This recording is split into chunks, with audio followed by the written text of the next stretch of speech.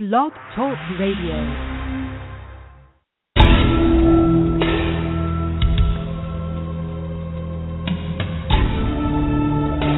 You are now listening to True Murder, the most shocking killers in true crime history, and the authors that have written about them.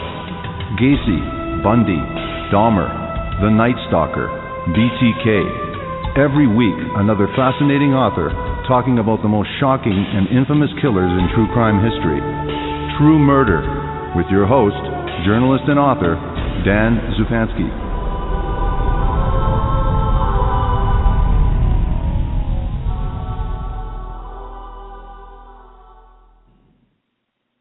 Good evening.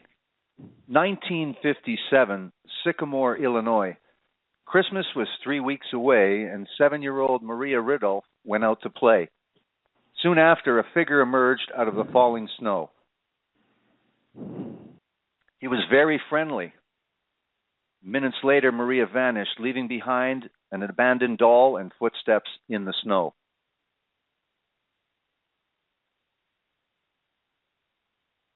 In April, a spring thaw gave up Maria's body in a nearby wooded area.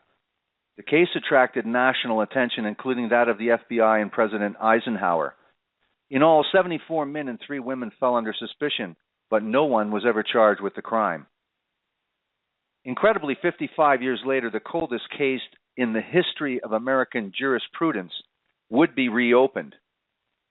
It happened after a 74-year-old former neighbor of the Rudolphs named Eileen Tessier made a stunning deathbed confession to her family about a dark past and a darker secret they knew nothing about. 2 families would be joined by despair and retribution, and in an astounding turn of events, Maria Rudolph's killer would finally be brought to justice. The book that we are featuring this evening is Footsteps in the Snow, One Shocking Crime, 2 Shattered Families, and the coldest case in U.S. history, with my special guest, journalist and author, Charles Lockman. Welcome to the program, and thank you for agreeing to this interview, Charles Lockman. Thank you for having me, Dan. Thank you very much. Incredible and fascinating book about, as we mentioned, the coldest case in U.S. history. Tell us, Charles, how you came, without really giving anything away in this story, but how you came to be the author of this book. What brought you to this story, Footsteps in the Snow? Well, it's an interesting story. I think I sort of had a Truman Capote moment in my life. You might have heard the story about how Truman Capote was reading the New York Times in his apartment in Brooklyn back in the late 1950s, and he saw this small item about the murder of a family of 4 in this little town in Kansas. And he turned to his close friend Harper Lee and said, "Hey, this might be interesting. I think I'll go check it out," or words to that effect. Well, I'm not comparing myself to Truman Capote, but I had a similar moment, an epiphany, if you will. I was reading the Sunday New York Times a number of years ago, and it told in a paragraph or 2 about the arrest of a elderly man who was charged with committing a crime back in 1957. At that point, the case was 55 years old, and I turned to my wife, who I guess is my version of Harper Lee, and I said, this sounds like it might be worth checking out. And I reached out to the family of Maria Rudolph. She had 2 surviving siblings, and reached out to law enforcement and reached out to the accused killer and his family, and it all came together. Fantastic. Now, just before we start, so we can just get just a sense of where this occurred, this is in, as we mentioned, Sycamore, Illinois. So in relation to Chicago, tell us where Sycamore might be, and also tell us a little bit about Sycamore, Illinois, the town itself, and tell us how big or small this place is. Sure. Well, it's about an hour and a half drive outside Chicago. It's in DeKalb County. It's back in 1957, the population was about 7,000. Very pleasant to raise a family in. It was filled with factories. One fellow told me that you could get a job very quickly there in a wire factory, which was the town's specialty, quit a few weeks later, and then get a job the next day at another factory. So it was a thriving lower middle class community. A lot of GI settled there after the war. It's, as you can imagine, in northern Illinois, a freezing climate in the winter, pleasant in the summer. Maria's family had lived there for many years. Very much a town, a pure Americana. Christmas was celebrated in a very traditional way. Thanksgiving was a huge deal there, as it was in all small towns in America. And so, up until the time of Maria's kidnapping, which was unheard of in that community, it was a great place to raise a kid. Now, this occurs in 1957, so we're talking about December, as we mentioned in the opening. Maria Ridulph is 7 years old, and her father is named Mike.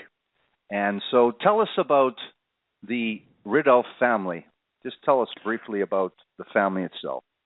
They had, the Rudolphs' original name was Ridolfo. They had come from Sicily around the turn of the century. Mike, Maria's father, had actually been born in Sicily but came here as a young man. And he was one of those fellows who worked in a wire factory. And he met a woman named Frances, who was a striver. She actually co-owned and ran a restaurant when they met, and then they got married. She was a very intelligent woman. They had 4 children, and all in all, a happy, thriving household up until the night of December 7th, 1957. Now, you start with this very dramatic opening, and it is certainly a dramatic opening where you talk about that it was Maria wanted to play, and she had a friend that lived 5 doors down named Kathy Sigman. And so, as you explained in the opening, tell us about how it came to be that on this day that they were around, say, supper time. Tell us about what time of the day this was and how these girls came to be playing outside, and what were they doing playing outside. Right. I actually misspoke a minute ago. It's December 3rd, 1957. It was a Tuesday night. They had a traditional day at school. Their school was actually kind of catty-cornered from where they lived. And it was an exciting night because it was the first snowfall of the winter season. And Maria had just finished dinner, and she very excitedly asked her parents if she could go out and meet her best friend, Kathy Sigman, to play in the snow. And they're 2 little kids, 7 and 8 years old, and the first snowfall of the winter is a huge deal for all kids. So the Sure. Parents said, sure. So she bundled up, wore her kind of hand-me-down winter coat, got all dressed up in her mittens, and stepped outside and met Kathy, who lived just 4 or 5 houses away, outside. And then they began to play in the snow. They had invented a game of their own called Duck the Cars, which basically meant that they hid behind a big oak tree on their street as a car would pass by with the headlights on. And if the headlights hit you, you lose, and you had to kind of swing around the pole. That was the game. And then out of nowhere, out of the darkness, a young man appeared. He was walking up to them, and they didn't recognize him. It was strange because he wore just a multicolored sweater. He had no jacket on. He had a cap, but under the cap they could tell that he had kind of blondish hair. And he introduced himself as Johnny and asked Maria and Kathy whether they would like him to give them a piggyback ride. And bear in mind, this is the late 1950s, the Eisenhower era, different ways, different way of bringing up kids. And sure. Kids, although they may have been told about being aware of strangers, they didn't have the same sensibility that we have today. So Maria hopped on Johnny's shoulders. He lowered himself so that she could climb on board, and then he stood and kind of ran up and then back down the street. And Maria thought this was great. And then she ran into her home to get her doll, her favorite doll, because Johnny asked her whether she would like another piggyback ride, but this time holding a doll. And her parents remember her kind of running through the house. She asked Mom whether she could carry her or take out her best favorite doll. Mom said no, take out the other doll, which was a kind of a cheaper rubber doll. And Maria ran back out again. She said not a word that this strange young man had been waiting for her, waiting to give her another piggyback ride. So she came out again. Excuse me. And at that point, Kathy Sigman, her best friend, said that her hands were getting cold, and said to Johnny that she wanted to run back to her house to retrieve a pair of mittens, which she did. And then when she came back, lo and behold, no Johnny, and more significantly, no Maria. Let's just go back slightly. When Maria went home to get her doll, because Johnny had requested, he said, do you have a doll? I'd give you another ride if you had a dolly. So she went home excitedly and got this doll. What did Kathy say that Johnny said to her about a piggyback ride or a ride in general, and what was her response in that interim when Maria was gone? Right. It was a very creepy thing, actually.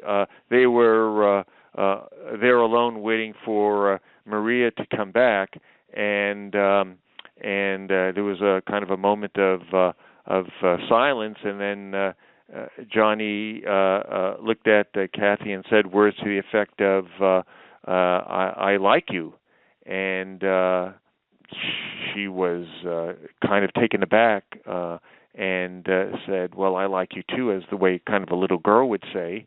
And then he said, would you like to go on a bus or a train ride? And she told him, I don't want any ride. And so the conversation ended because Maria came back. But again, that was a red flag that this guy was a total creep. Now, you say when Kathy comes back, she doesn't see the stranger Johnny, doesn't see her friend Maria. So what does she immediately do? What does she immediately do about this information? Who does she go talk to? Right. She thought that Maria may have been hiding, playing another game. So she went to the Rudolph's house and knocked on the door. Maria's brother, Chuck, answered, and Kathy told him the situation. Is Maria here? I can't find her. And Chuck said, well, she must be hiding from you. And so he closed the door, and Kathy stood there for a moment, and then went up and down the streets calling out Maria's name. Imagine the haunting moment when she's little Kathy, who's 8 years old, is walking down the street, which is lit by street lamps, and the snow is falling, and she's calling out Maria, Maria, and no answer, no Maria. So she very smartly went back to the Rudolph home, knocked on the door again. Chuck answered, and Kathy said she can't find Maria. Well, at that point, Chuck, who was a smart young kid, went to tell his parents that his kid sister appeared to be missing in action. So Kathy went back home while Maria's parents, the Ridulphs, put their coats on and went outside looking for their little girl. And they couldn't find anything. They roamed the neighborhood. All they found was a trail of steps in the snow, hence the title of my book. It was a very spooky thing because the trail consisted of the footprints in the snow of a adult male, and then the smaller footprints of a child, presumably 7-year-old Maria. And they followed the footsteps, and at some point, the little girl's footsteps disappear.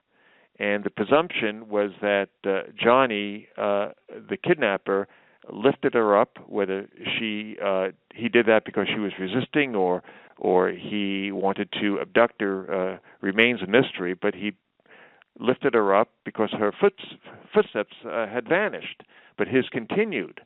And they followed the footsteps to what appears to be where he had parked his car, because they could see the footsteps ending and the beginning of a trail of snow tire prints that led off to the nearest route. Before all of this, Mike is a little hesitant to contact the police. He doesn't, not to blame him, but he is a little, Maria's father is a little hesitant to contact the police, whereas Francis contacts Kathy Sigman's mother, Edna, and gets the story about the piggyback ride and immediately recognizes that, even though, like you say, it's the late 50s, she recognizes and rushes to the police. And to the credit, police treat this very seriously, this kidnapping. They believe it's a kidnapping right initially from the beginning, don't they? It was clear that this was a very, very serious issue. And you're right about Mike. He didn't want to make a fuss. Bear in mind, he was just a low-key guy. And the idea of notifying the police must have been anathema to his mindset. But the mom had the opposite point of view. She needed to tell the authorities, and it was her aggressiveness that alerted the police in a speedily way. Now, the reaction from the community is profound, and again, very, very very dramatic. So tell us about the reaction from the media, but especially the community. How serious do they take this, and how involved are they in this search for this missing child? Well, the alarm was instantly raised. Bear in mind that this is a small community where everyone knew everyone else. So as word went up and down the block, there was an immediate posse, if you will, of civilians that was formed. There were only a handful of cops in the local Sycamore Police Department, so they needed the assistance of the civilians. So really, a militia was formed in a matter of a few minutes. The alarm was raised. People went house to house. There's a little girl missing. And then the police cruiser was put out on the street, and a loudspeaker made the announcement that the little girl is missing. And it actually went up and down every street in Sycamore, asking people to step outside, to check their cellars, to check their front lawns, their back lawns, their cesspools, looking for the missing girl. And it galvanized the community. Hundreds of young men and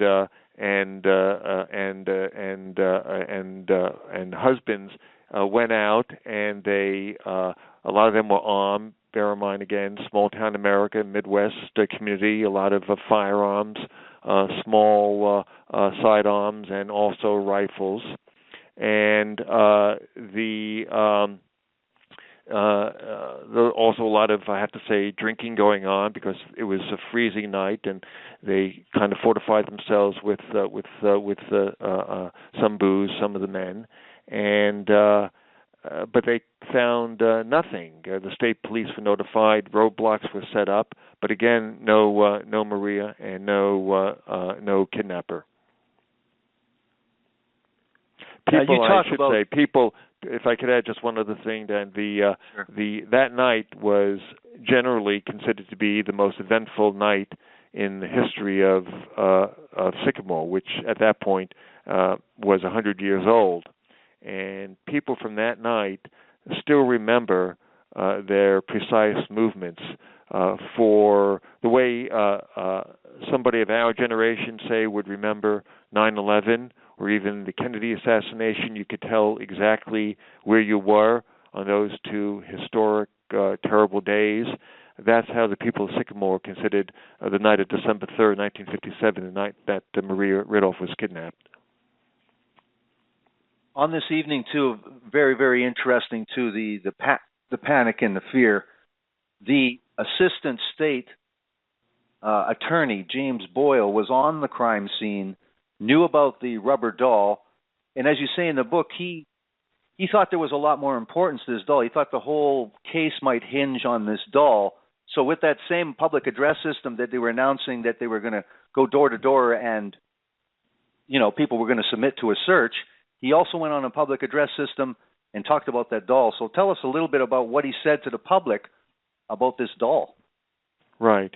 The doll was the doll that Maria had run to her home to take so that she could have a piggyback ride with Johnny.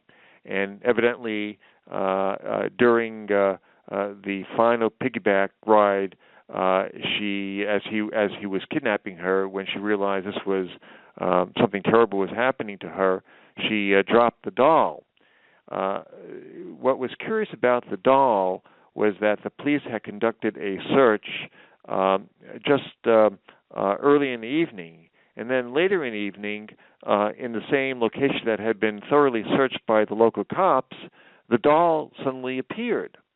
So Boyle, who was the highest-ranking law enforcement on the scene at that time, he was absolutely convinced that the doll's presence was very meaningful, could in fact be the key to solving the mystery of what happened to Maria.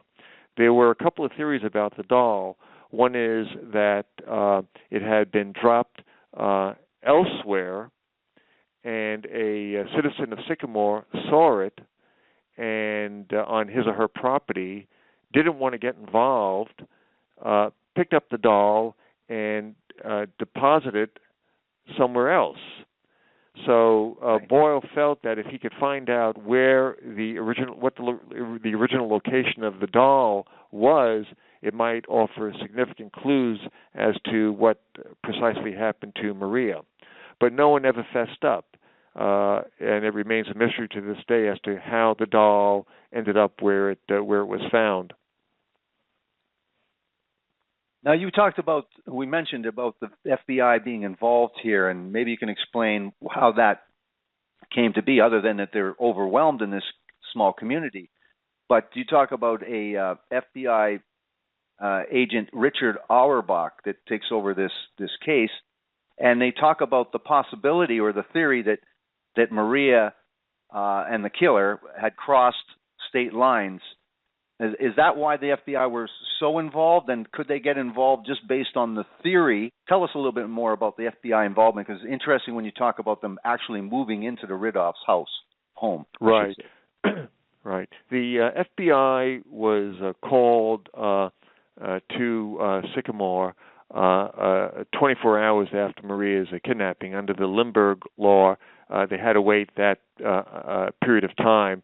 The presumption being that the kidnapped child had crossed the state lines, making it a federal offense.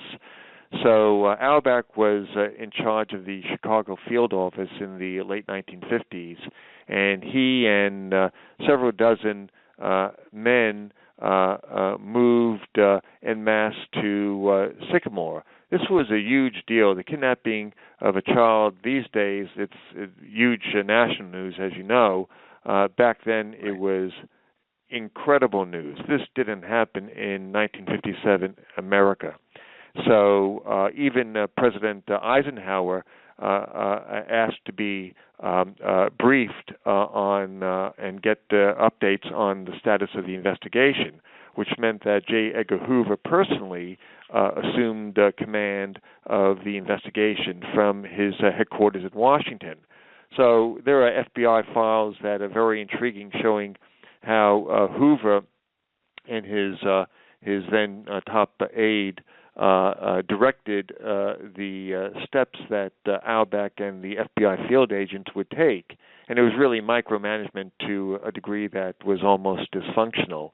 In any event, Auerbach set up a command post at a local motel just outside Sycamore, but on the belief that the kidnapper might call the Rudolphs and demand a ransom, two FBI agents actually moved into the Rudolph house, and they placed a kind of an index card next to the phone for the Rudolphs to use in the event that the kidnapper called. It was a preset list of answers to questions that the kidnapper would presumably make.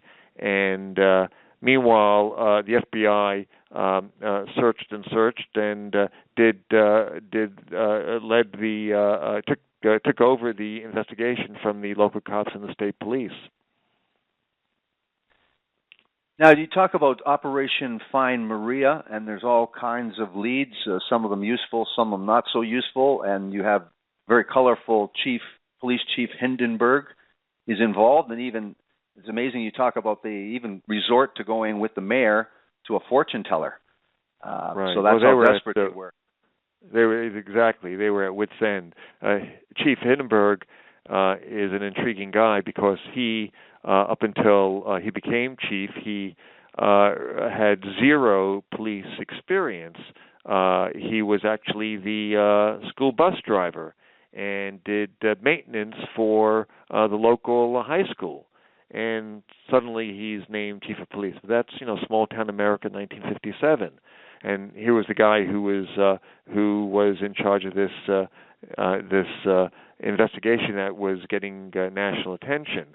But it was the FBI that really ran with the case, and they did due diligence. They checked every hotel in town. They looked at the young men who hung out at the local hangouts like the bus depot, the pool hall, the hotels, the gas stations, what in 1957 were kind of traditional hangouts for teens and people kind of without jobs. And they also looked at inmates or patients who had been recently released from the Illinois state prison system and from the state's mental asylums to see if any of them were living in DeKalb County. And they went to local dentists because the description from Kathy, the lone witness, was that Johnny had crooked teeth, odd teeth. So they interviewed all the dentists in town to see if any of the dentist patients matched the physical description that they had of Johnny. And so they did a good, thorough job. Unfortunately, it went nowhere. Now, you talk about, before we talk about this real promising lead to get, a description from an anonymous woman talking about a man with 20 years old with blonde hair lived in the neighborhood. Lived in the neighborhood. So tell us a little bit about this lead and where it takes them. We talk about an agent Gould and an agent Nolan. And she initially tells them that she knows of a man. She thinks the last name is Treshner. So tell us a little bit how they put all this together. Well, it became the most promising lead that the FBI had to pursue. The call came in to the local Sycamore police, and as per their instructions, they immediately passed it on to the FBI. And the caller did not know the name, the exact name of this person of interest, but said to the FBI that his name was Johnny, he lived in the neighborhood, he seemed to match the physical description of Johnny the kidnapper, and suggested that he be urgently checked out. And the FBI very quickly surmised that this person, whose name she couldn't quite spell out or pronounce correctly, was in fact Johnny Tessier, who lived about a block and a half, 2 blocks away from where Maria lived. Johnny was then 18 years old. He had blondish hair that he combed in kind of a ducktail, and he seemed to be a promising lead simply because his name was Johnny. He had blondish hair, and he lived in the neighborhood. So the FBI 2 agents knocked on the door of the Tessier home. This is a few days after Maria's kidnapping, and the parents answered the door, invited the FBI agents in, and the FBI asked where Johnny was, and Johnny was not home. And then they asked the routine question of where he was on the night of December 3rd when Maria was kidnapped. And Johnny's parents, Eileen and Ralph Tessier, vouched for his whereabouts. They said he was out of town. He was in Rockford, Illinois, which is about 30 to 40 minutes away, and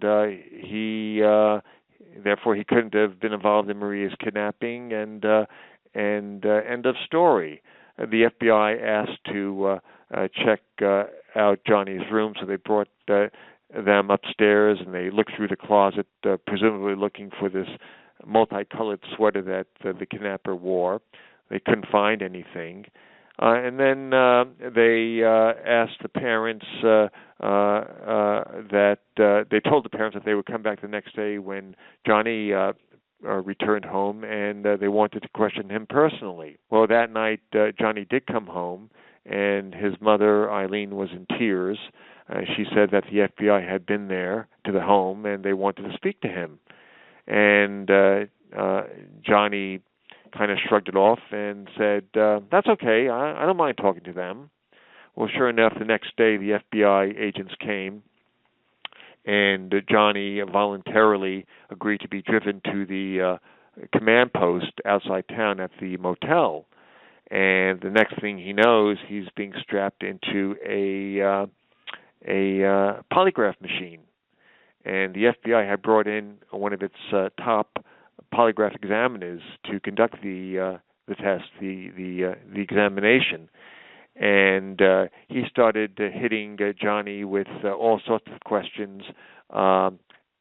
We know you did it. Did you kill Maria Rudolph? What did you do with the body?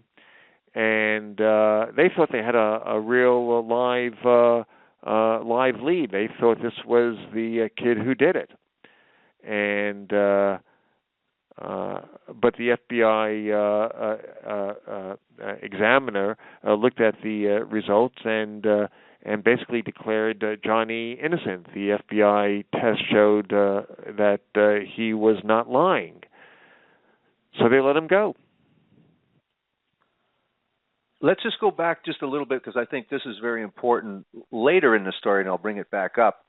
What is John Tessier's father's reaction as soon as the police come? He doesn't seem surprised. So tell us what his reaction is and what he offers the police in terms of a defense for his son. He said, I'm not so surprised at your hair, that you've come, because like everyone else on that block, he's kind of jittery because his son's name is Johnny. He fits the physical description. He lives in the neighborhood. And also there's an undercurrent that Johnny was kind of the neighborhood freak. All all neighborhoods in America probably has one. In this town's case, in this neighborhood's case, it was Johnny. There were a lot of stories going on about him. In fact, one in particular that was very, in view of what had happened to Maria, very significant, in that he had a history of giving piggyback rides to young girls in his neighborhood. Also, one youngster, now an adult, but back then a kid, told me that he would be delivering his papers on his paper route, and he would see Johnny standing in his window stark naked. So he had a reputation as being a very eccentric young man. But Ralph Tessier, who was a popular figure in town, he ran the local hardware store. He was a GI. He was a sergeant in World War II. Overall, everyone seemed to like him a lot. He was known as Popeye in town because he had tremendous physical strength. He assured the FBI, along with his wife, that Johnny was 40 minutes out of town when Maria was killed. In fact, he told the FBI that he actually received a collect call from Johnny at just about the precise time that Maria was kidnapped to ask to be during that call, that conversation, Johnny asked to be picked up in Rockford, and Ralph told the FBI that he drove to Rockford, picked up Johnny, and brought him back to Sycamore. So that was an airtight alibi. And you could sort of understand how the FBI let him go. He had passed the polygraph test, and his parents were supplying him with the alibi. They still did their checking, and the alibi checked out to the extent that the FBI reached out to the local phone company, and they obtained records from the general manager of the phone company that established beyond any question that a collect call had been made at, I believe it was 6:57 p.m. that night from Rockford to the Tessier home. It lasted 2 minutes, so there seemed to be actual authentication that stood up Johnny's rock-solid alibi. Now, was there, because of that almost certainty, because of the polygraph success, or he passed the polygraph test, because of the interview with his parents, and they didn't find anything in his room, were there some confirmations of information from John that they didn't check out? Did they actually go ahead. Yeah, that was the big hole in the investigation. Decades later, people are still amazed that they didn't do the basic fundamental verification process. They never showed a photo of Johnny to little Kathy Sigman, the lone witness, nor did they make him or ask him to appear in a lineup where Kathy could identify him. So they had shown Kathy hundreds and hundreds and hundreds of photos over the ensuing days and weeks, and little Kathy couldn't even believe that there were so many bad people in her state. But they never once showed her a photo of Johnny Tessier. Now, just going back just a little bit, and this is going to be important later, obviously. Tell us about the crime scene preservation, lack of therein. Well, 4 months pass, and it's now April 1958, and the case is not cold, but it's not exactly red hot either.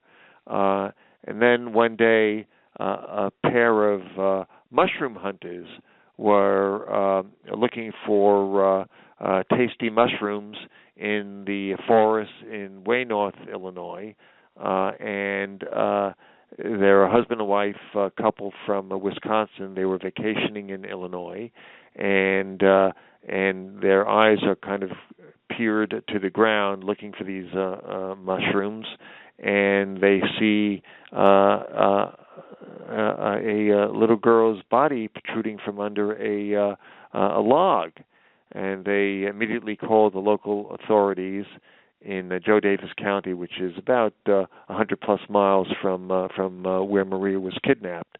And the local authorities went to the crime scene. They removed the body. They took the body to the local coroner's office, and there they brought Maria's parents up to make a positive identification. The bizarre thing about it is that there was basically no preservation of the crime scene. Right today, and with modern forensics, every law enforcement official would know you don't remove a body until it's checked out by a crime scene specialist and the medical examiner. You leave the body where it's been found so that you could search for clues and take photos and do basic forensic investigation. But again, this is 1957. The locals there had really never investigated a murder case before, particularly one of national importance. So there was no preservation of the crime scene. It was lost forever. Maria's body was in terrible shape, and without getting into too gruesome details, she had been animals had gotten to her over the winter months, and it could not the cause of death could not even be determined. Was she stabbed? Was she strangled? Was she shot? Was she sexually assaulted? No one could tell. The body, the weather elements had destroyed much of the evidence. Soon after this, we have an Agent Roberts that you introduce and a Lieutenant Colonel Theodore Leibovitz, and they don't find John Tessier's story that believable, do they? Tell us why. Well, John Tessier had wanted to sign up for the military. He wanted to enter the Air Force. And the night of Maria's kidnapping, the reason he was in Rockford is that was the nearest Armed Forces recruiting office. And he showed up there.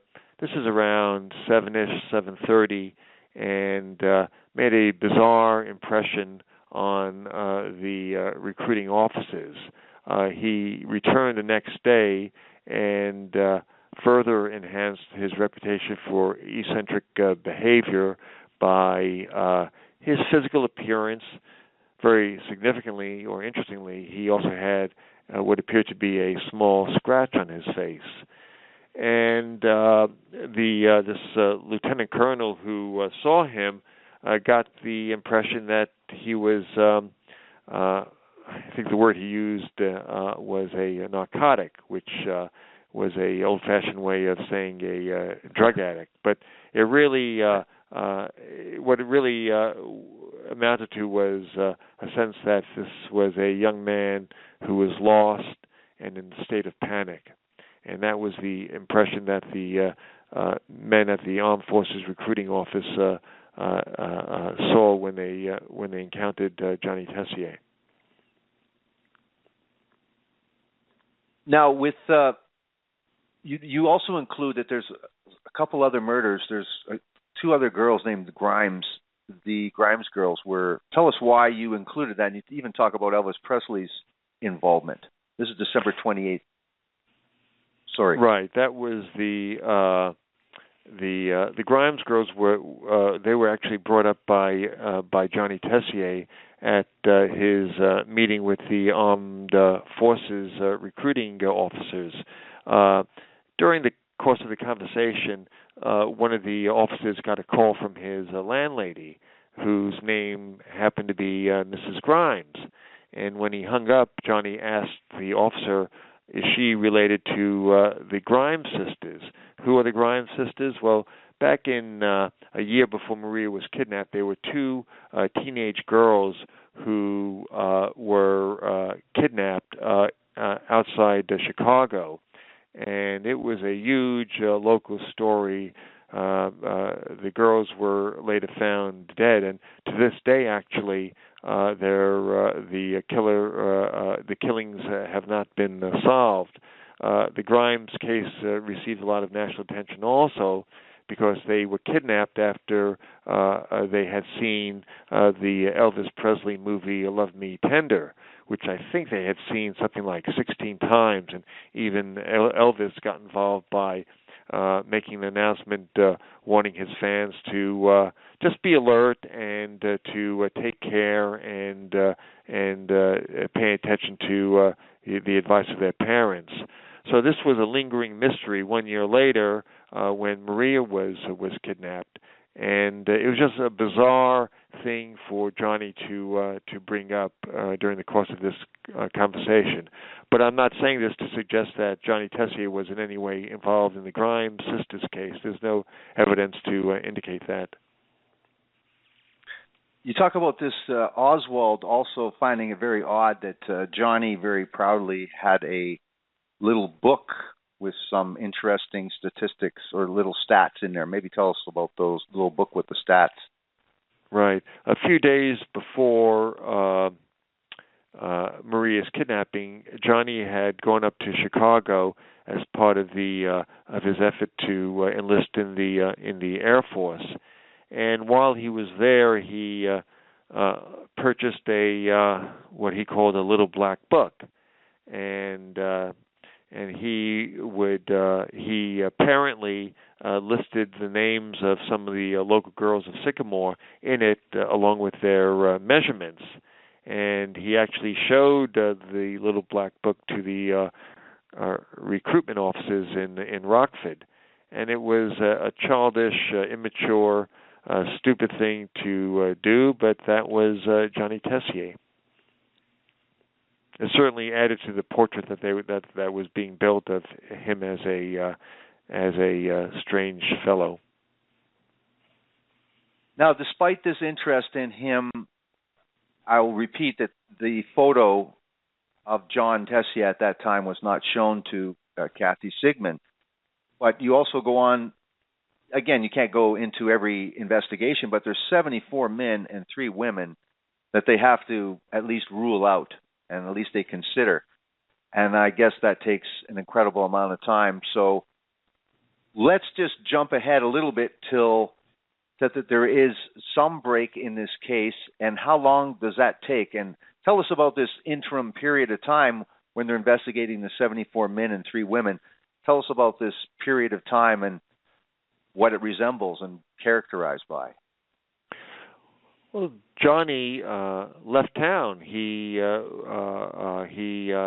joined the Air Force, and he was sent to basic training in Texas, and then was transferred to a base in South Carolina, and then later Japan.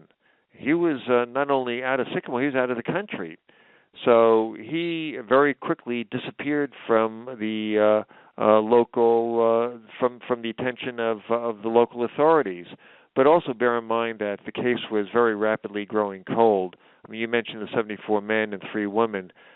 These are people who very kind of quickly rose to the top of the suspect list and then very quickly disappeared when either their alibis checked out or they were rejected as potential perps through the investigative process. And over time, the case grew stone cold, ice cold, and the 50s went into the 60s, the 60s went into the 70s, and the case was presumably in the files of those terrible crimes that just go unsolved, and that's where it was up until 2008, when this very meaningful thing happened. Let's just go back a little bit to another really important character, a very important character named Jan Edwards, which was John Tessier's girlfriend. So tell us when she was his girlfriend. She was, just before the Air Force, and tell us what about their last meeting together. What was said, and tell us about Jan Edwards' recollections of that. Well, Jan Edwards was one of the prettiest girls in town. Her father was the local photographer, so all the kids knew him from taking the high school yearbook. He was also the local police photographer, volunteering his services for crime scenes, and he actually owned the loudspeaker that was used to make the announcement around town that Maria Rudolph was kidnapped. So he was a substantial citizen, a well-regarded businessman. He and his son ran a local hobby shop town, very popular store right next to the movie theater. And Johnny Tessier thought he was in love. He was dating in his high school years one of the prettiest, richest girls in Sycamore. And they actually encountered each other the night of, it's a little murky, it could have been the night of December 3rd, it could have been the night of December 4th, the night after Maria was kidnapped. So many years have passed that Jan has a little difficulty, and she's a very kind of a truth-seeking woman. She has a little difficulty remembering precisely what day it was, but they had a date. They sat in the car in Jan's driveway, and they chatted about the future. And Jan knew that there was really no future with Johnny. He was going off into the armed forces, and she was still in high school, and he may have been in love, but she wasn't in love with him. And he handed her a railroad ticket because she was so kind of trustworthy and reliable. And this was a ticket that was given to him by the military that gave him a free ride by train from Rockford to Chicago. And he said words to the effect of, "Oh, I'll lose it if I hang on to it. Can you hold it for me, and I'll come back and get it?" So she took the ticket, and she and Johnny kissed goodnight, and she went up to her room, and she had a photo of Johnny on her drawer, and she tucked the train ticket inside the photograph, figuring that's the safest place where she remember she put it. And she waited for Johnny to one day come back and retrieve it, and he never did. And that ticket would, many, many decades later, have a lot of significance in this case. It's significant because the police had asked him initially about his whereabouts in Chicago, and he talked about taking a train, at least at some point in his journey. And so that's why this ticket becomes so important, isn't it? Yes, and also the fact that it was unstamped, meaning it was never used. So right. Johnny's story was that he couldn't have kidnapped Maria because he took a train, public transportation, back from Chicago to the city of Rockford.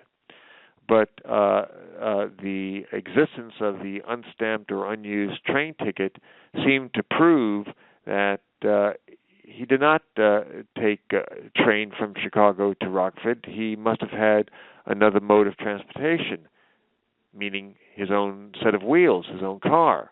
And once you establish that, then you come closer to establishing the fact that he could have kidnapped Maria, taking her away, putting her in his car, either in the trunk or in the front seat or in the back seat, and driving off with her.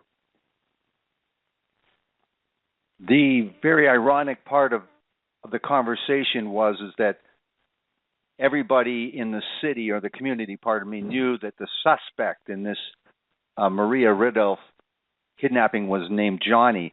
So in their last conversation, Jan joked about that his name was Johnny, and they had a little chuckle, a very ironic chuckle, didn't they? They did, and Johnny quickly changed the subject. We don't have enough time to really cover this incredible story, and why we've covered it so carefully is because it sets it up for, obviously, the trial and a later investigation. Now, it takes 55 years, so another lifetime of experiences and events occur in John Tessier's life. So tell us who John Tessier becomes. After his service in the military, he came back to Sycamore, but only stayed a short time, and then re-enlisted, this time in the Army. And he was sent to Vietnam, served honorably. In fact, he rose to the rank of captain and won a bronze medal. When he came back to America, he was transferred to a Army base in Washington State, and he loved Washington State. He thought it was the best place in the world to live. And the years pass, and he retires from the military with the rank of captain and decides to become a cop. So he entered the police academy in Washington State and found work after his graduation in a small town police department, and there he got into a boatload of trouble. He took in a 16-year-old runaway girl, and he was accused of committing a totally inappropriate act on her. I couldn't go into the details. I won't. But basically, he was kicked off the force, and he pled guilty to taking indecent liberties with a minor, and that was the end of his police career. And then he decided to change direction and became a photographer, and he specialized in nudes. And I actually have photos and video that he took of him in action, and he was certainly an artful, technically skilled photographer, but some of the shots you could argue were borderline softcore porn. So he was married 4 times in total. He had 2 kids, and he's now in his 70s and living in a retirement apartment in Seattle with his 4th wife, Sue. When one day in 2008, there's a knock on the door, and it's the police. And it's the police. And how do they proceed with this? What is the impetus for them banging on his door? You alluded to it just a little while ago. What happens in this back in Sycamore, or back in time, that is the impetus for the police to go talk to John Tessier again, who has now changed his name? Right. He had changed his name to Jack McCulloch, and why he did that is interesting. But what happened was that in the 1970s, his mother, Eileen Tessier, she was a devout Catholic. She had been born in Ireland, and she was dying of cancer. And she was in her hospital room, and her daughter, Jan, was there taking care of her. And she was in a semi-comatose state when suddenly she called out, Jan, and her sister, her daughter came up to her and said, "What is it, Mom?" And Eileen Tessier grabbed her daughter's hand and said, "Johnny, he did it. Those 2 little girls, he did it." And Jan knew right away that she was referring to Maria Ridulph and little Kathy, the lone witness, the lone survivor. So fundamentally, it was a deathbed confession, And Jan did what a good citizen would do.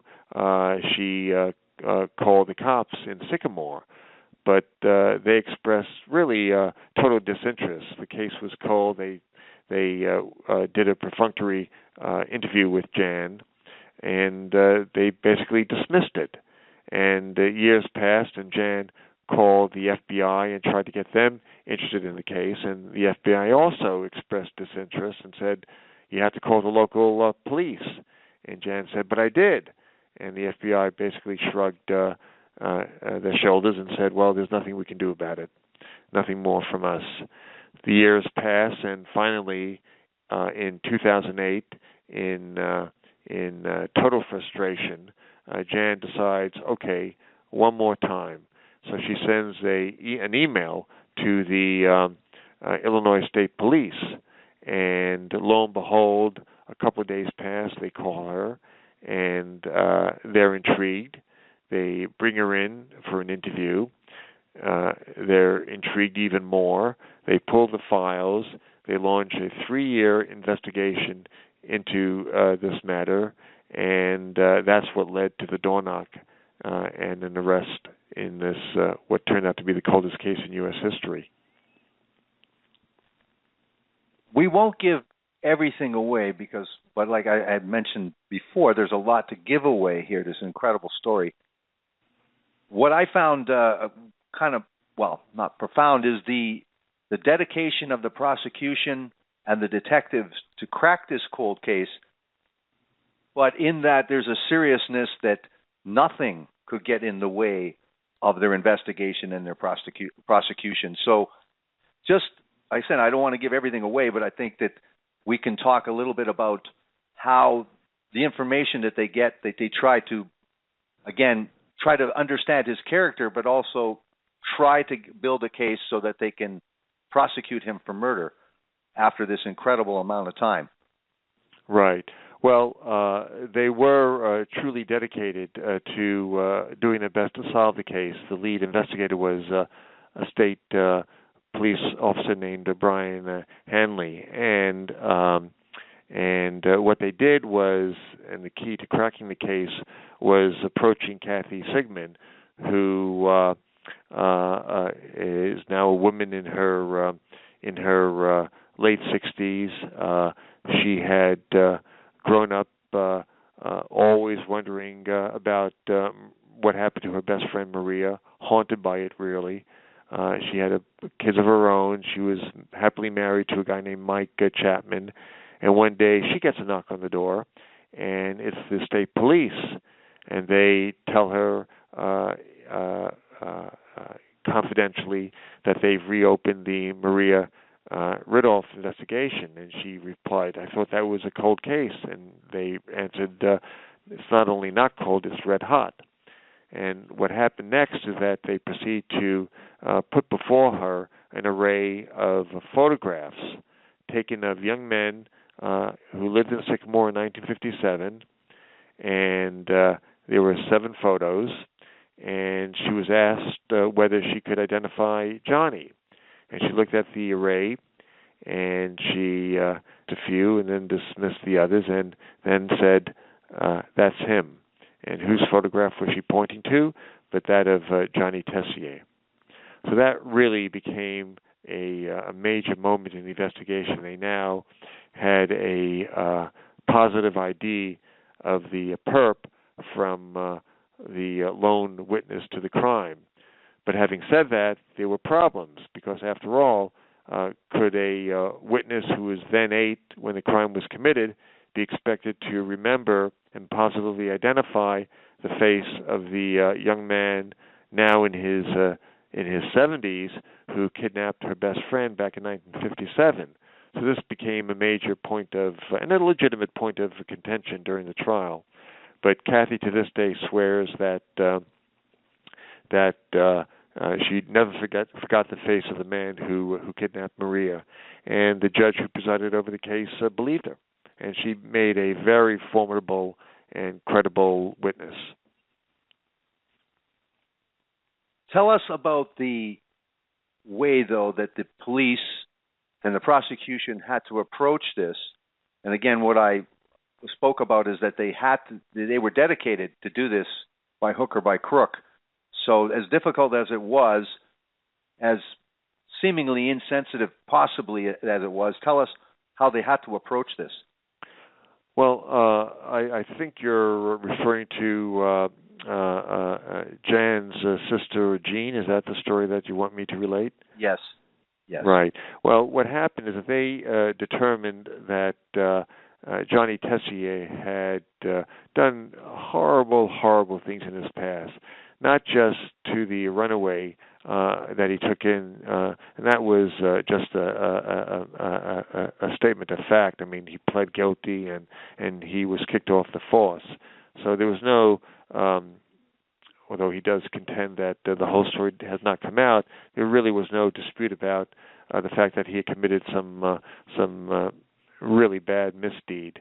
But in conducting the interviews with the family members, the cops determined that he allegedly sexually abused his sister Jean, and she didn't want to get involved. This brought back terrible, terrible memories from her childhood back in the early 1960s. She was a very accomplished woman. She became a college professor of speech, and she just is an amazing, honest, intelligent, impressive woman. And but she did not want to testify. But they basically compelled her to testify by bringing a charge of rape against Johnny Tessier, her brother. And the trial was held, and they felt that that was the more muscular case. They were concerned about there being enough evidence to nail him on the Maria Ridulph murder, so they decided to try him first for the rape of his sister. After all, they had a live living witness, Jean herself, who was forced to testify, even though she was a reluctant witness. But it became a he said, she said trial. There was no forensic proof because the alleged crime had taken place so many decades earlier. Jean knew it was going to be fruitless. She knew, perhaps more so than the prosecution team, that all it would do would be to reopen terrible memories and lead to no conviction, which is exactly what happened. But justice, I believe, was served when, even though he was acquitted of this rape charge, he was later found guilty of the murder charge. What I found fascinating was that Jean was a reluctant witness. It was very much like a Law and Order episode where the prosecutor says, listen, we're going to have to do this despite what we said to you. We're going to have to renege on that. We're going to have to prosecute you. You have to realize that this is what we have to do. And very much for the reader that's reading this, you're on the edge of your seat realizing or believing that this is the strategy to be able to do this circumstantial murder case, is to be able to do this less circumstantial but still circumstantial sexual assault. And when that fails, It really is, you're really not sure what's going to go on. And again, it's never really a foregone conclusion. So it was very interesting, very touch and go when the strategy of using that first trial to strengthen the murder trial actually didn't work at all. It totally backfired. Johnny Tessier, then now known as Jack McCulloch, he thought that he was more worried about the rape trial than the murder trial. When he was acquitted of the rape, he felt supremely confident that he would be found not guilty of the murder, and he went into that murder trial fully expecting an acquittal. Now, in the trial, is there anything that is spectacular about the prosecution, knowing that they have lost this sexual assault case, knowing that the odds are against them with this case? Again, the coldest case in American history, and the longer it remains cold, and the less forensic evidence. And what we didn't mention too, there's a lot of There was a lot of problems with Kathy Sigman's description of Johnny as well, varying in age. Wasn't really sure what the issue was with the teeth. So tell us a little bit about that. Well, the case was built entirely on, as you say, circumstantial evidence. There were no forensics. They exhumed Maria's body, and they did determine through modern forensic examination that the cause of death was due to stab wounds into her little chest. They found evidence of that. She might have also been strangled, but they could not really determine that because there was not enough bodily evidence to make that determination. But the case was methodical in that it was built on circumstantial evidence. The key witnesses were Kathy Sigman, who, yes, it's true, she was 8 years old at the time, and her description of the perp,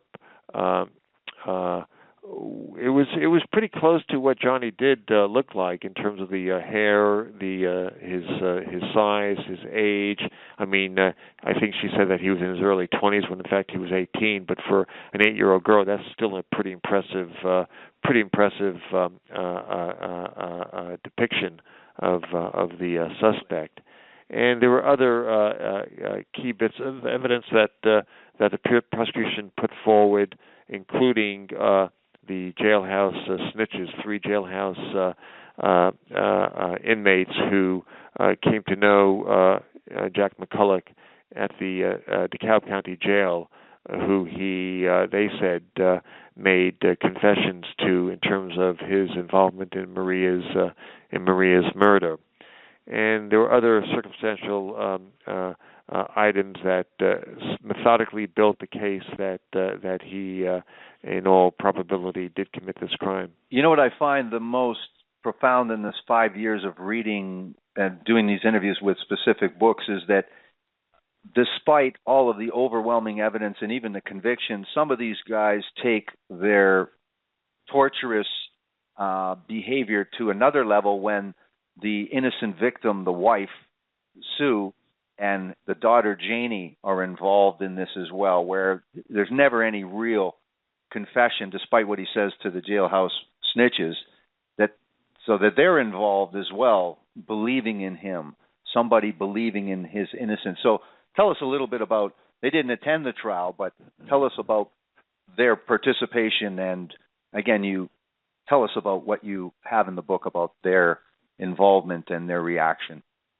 Well, despite the terrible deeds that he's committed to, that he committed over the years, he does have his defenders, and his family is still very, very supportive of him. He, as I said, is married to his wife Sue, who is actually absolutely convinced of his innocence. His stepdaughter Janie has been a key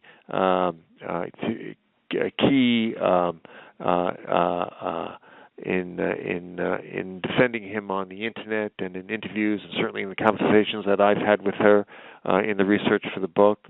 Her husband Casey also is very, very vehement in his insistence that Jack McCulloch / Johnny Tessier has been railroaded. So he does have his family members who believe in his innocence. Having said that, his siblings from when he lived in Sycamore are absolutely convinced of his guilt. And it's rare that you see a brother and sisters, and he comes from a large family, who are absolutely unanimous in their belief that he killed Maria. And they grew up with him; they know him best, and that to me was very telling. That his own family, at least his family from Sycamore, had totally turned on him. Even his own son believes he's guilty. It's fascinating too when it's sort of one by one as they are, again, outside the courtroom before they testify, and as per law they come in, they testify, then they sit right in front, join the other family members, and it is really a family face-off, isn't it?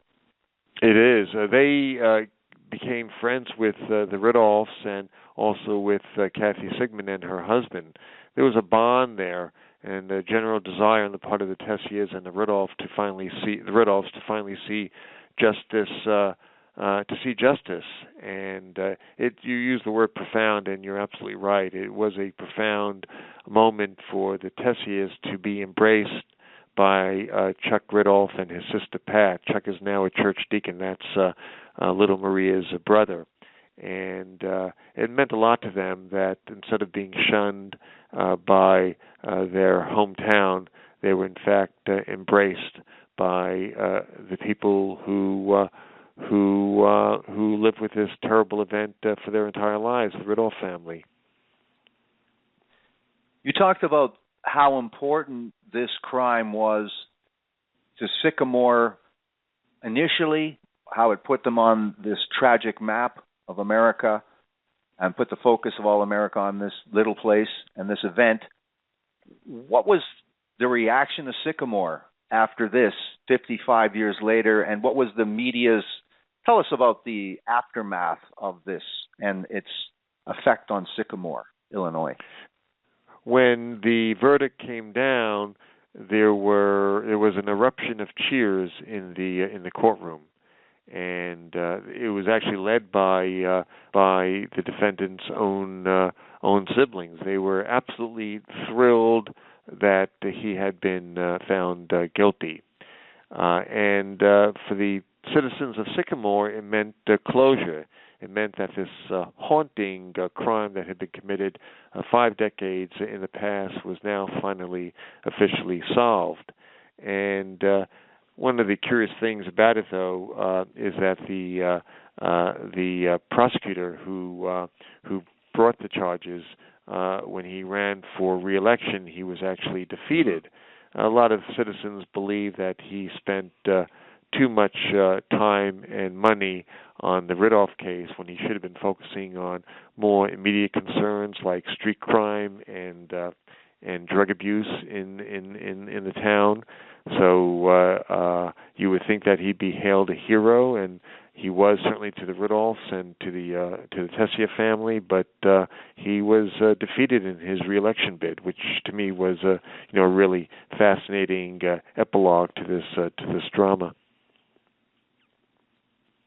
Maybe I misunderstood the importance, but wasn't there an issue with the way Judge Stuckert had conducted himself at the trial, and as a prosecutor he had issue with that and sort of stirred up the muck a little bit, and maybe that contributed to his defeat politically? Right.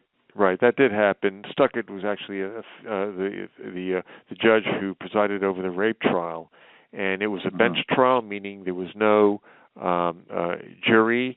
The judge would be the sole trier of fact and also the sole decision maker.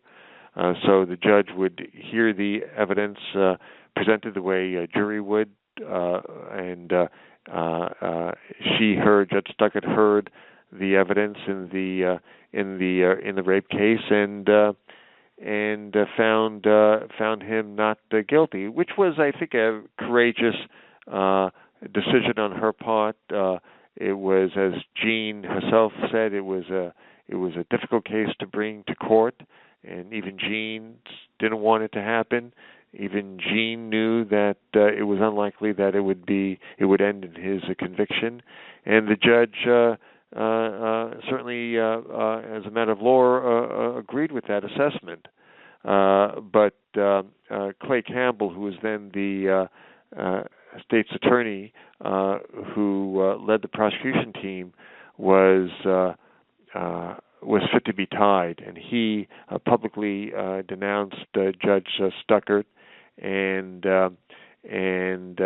which was really quite remarkable because, as you know, a prosecutor rarely goes after a presiding judge when the case goes against him or her, and it was quite the local uproar over his reaction to her decision, and But as a result of that, and maybe strategically it was the smart thing for him to do, it resulted in her removing herself from presiding over the murder trial. So here's the I won't call her a defendant-friendly judge, but certainly based on her decision in the rape case, she was skeptical of a cold case of this nature, trying the defendant and finding him guilty based on that decades-old evidence. So she removed herself from presiding over the murder trial. They brought in a judge from another county to preside over the trial, and he was certainly, from get-go, far more favorable to the prosecution than he was to the defense team, and he ultimately found him guilty. Incidentally, the state appeals court recently upheld the guilty verdict, so McCulloch is in jail for the rest of his life, and he's almost certainly there to stay until his death. What I found the most surprising was Jean, despite the police kind of betraying her a little bit and forcing her into going into this trial, and then a total negative experience because there was no conviction. But it was very, very surprising to see Jean's later reaction about the whole thing. I thought that was, again, profound. Yes, Jean, as I said, is a remarkable woman. After she left the world of academia, she became a chaplain, and her role at a local hospital in Kentucky was to take care of the parents of children who were on the verge of death or had been brought in due to a terrible accident. Imagine picking that as your profession. You have to have a lot of sensitivity and depthness to your character to even consider doing work like that. But Jean, she's amazing, and even after the terrible ordeal that she had at the rape trial, she did become a friendly witness at the murder trial and offered some key testimony against her brother. Now, you did correspond with, not that we want to give him much time, I think, to say much, but you did talk to John Tessier. You know of his whereabouts, and you speak about it in the book. Interesting, he was moved, but yet, talk about John Tessier post-conviction in prison. Tessier / McCulloch was found guilty, and I interviewed him, spent hours with him at the Pontiac Correctional Facility in Illinois, where he's currently incarcerated. It's a maximum security level 1 facility. He's in good health. He plays handball and basketball, and he lifts weights. He's absolutely convinced that he'll be released one day. Good luck with that. But he's having a terrible time there. He told me about one incident. Actually, his wife told me what happened. He was sleeping in his cell, and his cellmate stabbed him with a toothbrush. Stabbed him right in the eye with his toothbrush, and he almost lost his eye. So it's a terrible environment to live in. As an ex-cop and as a convicted sex offender, he's having a particularly rough go of it. But you know what they say, the worst thing about prison is living with other prisoners, and he is certainly making up for all those years of freedom that he had when he was in the Army and Air Force and being a cop and living out west, and while Maria's body was in the grave, and now I think justice is finally being served. Yes, it's a fascinating tale you've weaved through Footsteps in the Snow, an incredible cold case, but an incredible murder case. And because of the your due diligence and incredible research for this book. You have access to everybody. The characters are so well drawn, and you really get sucked into a very, very compelling edge of your seat mystery. And with these hard-boiled detectives, they finally get to crack this case and bring these people to justice. And I know you talk about the character of these detectives being so exuberant. And, of course, at the trial, the families, the victims' families, again, erupting in cheers of joy. It's very odd, but, again, you explain how this works, that many years, that much frustration, that much trepidation, and finally some semblance of closure with this. Well, I appreciate your kind words about the book. It was a fascinating story to research. It was the writing came easy to me, if you will, because the story, I was so eager to tell the story, and it really flowed. And I, really appreciate your reaction to it and the reaction of a lot of readers who think it's a terrific book. Yes, absolutely. For those people that want to know a little bit more about Footsteps in the Snow, or want to contact you or continue the conversation, how would they might contact you? Do you do the Facebook thing? Tell us how people might contact you.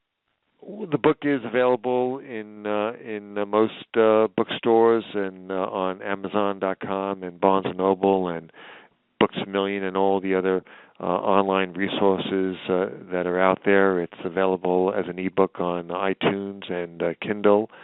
So anyone who wants to read it can buy it either in print or as an ebook. And if you want to contact me, they can go on to Footsteps in the Snow, the book.com, which is my website, and there's a way of reaching out to me directly. Well, that sounds great. And thank you very much, Charles Lockman, for coming and talking about Footsteps in the Snow, One Shocking Crime, Two Shattered Families, and the Coldest Case in U.S. History. Fascinating book, fascinating interview. Thank you very much, and you have a great evening. Thank you for having me, Dan. Really appreciate it. Good night. Good night.